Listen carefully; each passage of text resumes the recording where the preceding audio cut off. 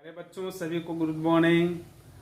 आज आ गए हैं नरेश सर, इंग्लिश वाले सर, ग्रामर का टॉपिक लेकर। सबसे पहले जब मैं इंग्लिश की बात करता हूं तो सबसे पहला टॉपिक जो होता है ग्रामर होता है, क्योंकि ग्रामर जो है एक लैंग्वेज साइंस है, यानी भाषा सिखाने का वो विज्ञान है। तो सबसे पहले ग्रामर का टॉपिक जो होता है वो बच्चे जानना चाहते हैं कि ग्रामर होता क्या है। तो सबसे पहले इसका आंसर इस तरह से है, grammar is a book by which we can learn English very easily. Grammar एक ऐसी पुस्तक होती है जिससे हम सभी इंग्लिश को अच्छे से समझ सकते हैं, बिल्कुल आसानी से इंग्लिश को समझा जा सकता है, इंग्लिश को सीखा जा सकता है, इंग्लिश को पढ़ा जा सकता है, काफी हेल्प होती है। इसलिए इसे this is also called the language science, इसलिए ग्रामर को जो है भाषा विज्ञान भी कहते हैं। बच्चों ग्रामर की परिभाषा जानने के बाद अब सबसे पहले बारी आती है ग्रामर के अंदर का टॉपिक। ग्रामर के अंदर का टॉपिक जो होता है सबसे पहला होता है parts of speech. Parts of speech, तो पार्ट्स ऑफ स्पीच, स्पीच का मतलब क्या होता है? स्पीच का हिंदी मतलब होता है वाक्य, शब्द। ठीक है बच्चों, तो शब्द हम लोग समझेंगे कि जो शब्द हैं वो शब्द होते कितने प्रकार के, सबको अरेंजमेंट कैसे किया जाता है। तो शब्द के पार्ट्स कितने हैं मैं बता दूं बच्चों, हिंदी में और इंग्लिश में ये सेम होता है। और हिंदी की दुनिया में या इंग्लिश की दुनिया में जितने भी शब्द हैं, जितने भी वर्ड्स हैं, there are lots of words, but all words are divided into only 8 parts. केवल 8 ही भागों में सबको बांटा गया है। भाग इस प्रकार है, नाउन जिसका हिंदी संज्ञा होता है, प्रोनाउन जिसका हिंदी सर्वनाम होता है, adjective, verb, adverb, preposition, conjunction और इंटर। 8 भागों में इसको बांटा गया है। मैं देख लूं, आप इसको जो है स्क्रीन पॉज करके आप देख सकते हैं, स्टॉप करके। Noun, pronoun, adjective, verb, adverb, preposition, conjunction और इंटरजेक्शन। इस तरह से ग्रामर के पार्ट्स ऑफ स्पीच के अंदर 8 भाग हो गए। 8 भाग को एक तरफ से मैं उदाहरण के साथ समझाता हूं। नाउन जैसे कि है, राम जो है एक व्यक्ति का नाम है, पूर्णिया एक स्थान का नाम है, प्लेस का नाम है, पेंसिल एक वस्तु का नाम है।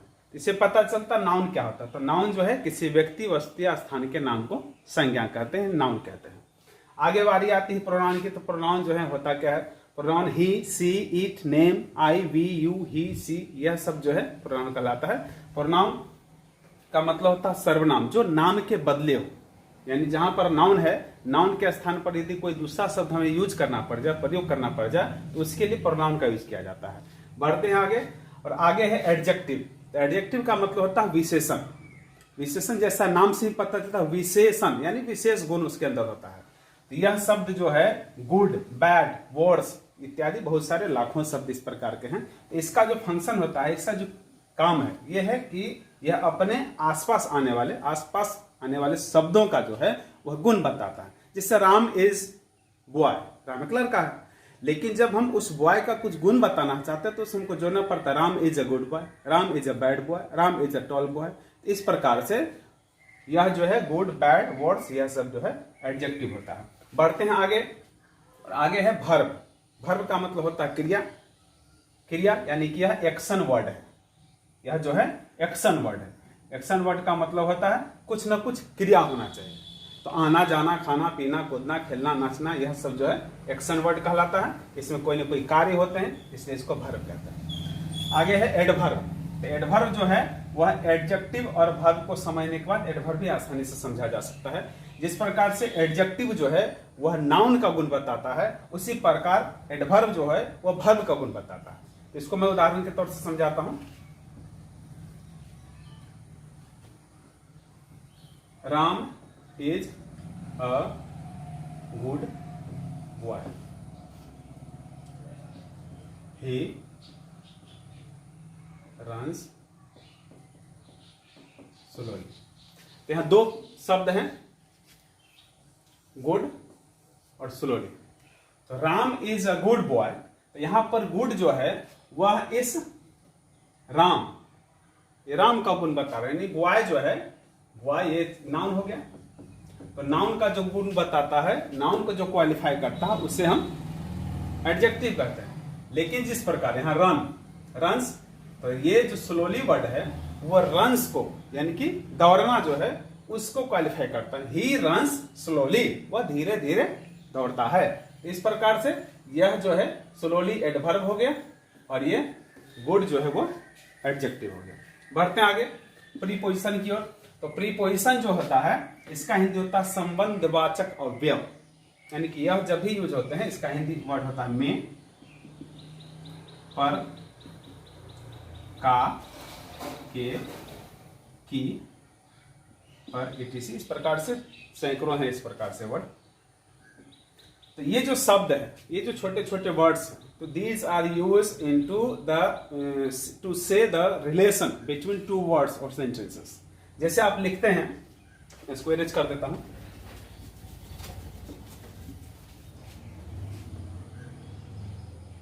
Ram lives in Purnia. तो पूर्णिया चूंकि नाउन है ये और यह लिव्स वर्ब है। अब राम रहता है पूर्णिया, ये तो सुनने में अजीब सा लगता है ना।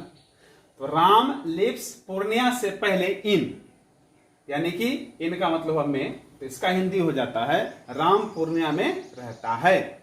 यह जो लिव्स है, ये जो वर्ब्स है और ये नाउन है, तो ये दोनों के बीच को लिंक करने के लिए, जोड़ने के लिए, संबंध बताने के लिए इन सब शब्दों का प्रयोग किया जाता है, इसलिए इनको प्रीपोजिशन कहा जाता है। ठीक है, आगे बढ़ते हैं कंजक्शन की ओर। तो कंजक्शन का मतलब होता है संयोजक। संयोजक, संयोजक यानी कि दो शब्दों को नहीं, दो लाइन को, दो पंक्ति को, दो वाक्यों को जोड़ देता है, तो संयोजक हो गया। तो संयोजक यानी कि एंड का मतलब होता है और, बट का मतलब होता है लेकिन, और दैट का मतलब होता है कि। एंड, बट, दैट कुछ शब्द हैं, जैसे मैं जा रहा हूं और तुम आ रहे हो। तो मैं जा रहा हूं, तुम आ रहे हो, इसके बीच में जो लिंक वर्ड है, जोड़ने का वर्ड है, और है। राम जा रहा है और मैं आ रहा हूं।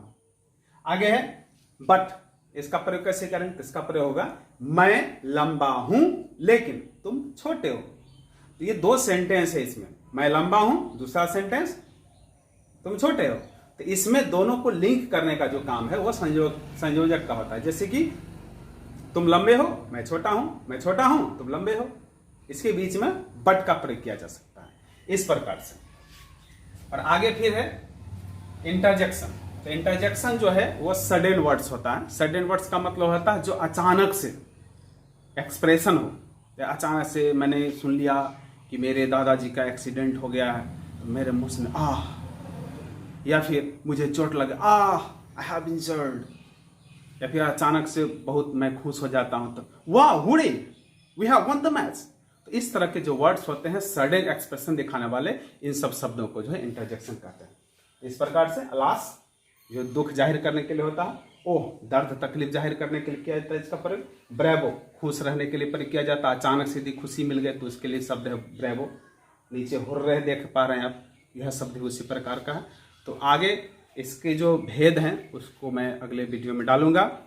जैसे कि नाउन है तो नाउन के कितने भेद होते हैं, प्रोनाउन के कितने भेद होते हैं, कंजक्शन के कितने भेद होते हैं, इस प्रकार से कई भेद हैं इसके। और इसको जब तक हम लोग डीप से नहीं समझेंगे तब तक जो है इंग्लिश भाषा सीखने में काफ़ी परेशानी हो सकती है। इसलिए बच्चों आप हमारे क्लास प्रत्येक दिन 10 बजे सुबह में आपका YouTube चैनल पर, हमारे YouTube चैनल पर डाल दिया जाएगा। आप निश्चिंत होकर देखें और आशा है इससे आप जो है बहुत लाभ उठा पाएंगे।